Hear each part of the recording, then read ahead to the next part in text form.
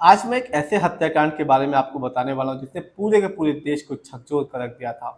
राजा रघुवंशी हत्याकांड। इस हत्याकांड में जो प्रमुख आरोपी थी वो उसकी पत्नी यानी कि राजा रघुवंशी की पत्नी सोनम रघुवंशी बताई गई थी। अब जो लेटेस्ट अपडेट इस मामले में ये बताया जा रहा है कि मेघालय की एक अदालत ने जो प्रमुख आरोपी है सोनम रघुवंशी को जमानत दे दी है। अदालत ने सोनम को जमानत देते हुए कहा कि उसकी गिरफ्तारी के ठोस कारण उसे साफ और सही तरीके से नहीं बताए गए थे।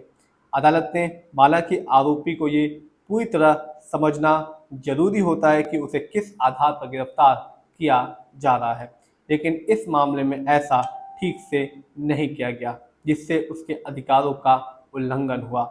इसी आधार पर कोर्ट ने जमानत देते हुए गिरफ्तारी के वक्त जरूरी कानूनी प्रक्रिया का पालन सही ढंग से नहीं हुआ।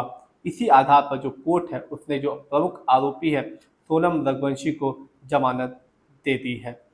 कोर्ट ने अपने आदेश में कहा कि जिस तरीके से महिला को उसकी गिरफ्तारी के कारण बताए गए उससे ये साफ नहीं होता है कि उसे ठीक से समझाया गया था कि उसे किस आरोप में गिरफ्तार किया जा रहा है। इसका मतलब है कि गिरफ्तारी के पीछे के जरूरी तत्व उसे साफ और सही तरीके से नहीं बताए गए थे। इसी वजह से उसके डिफेंस पर असर पड़ा और उसे नुकसान हुआ है।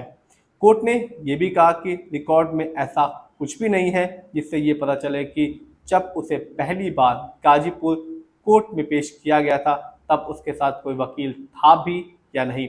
अगर वकील होता तो वो उस समय ये बात कोर्ट के सामने रख सकता था।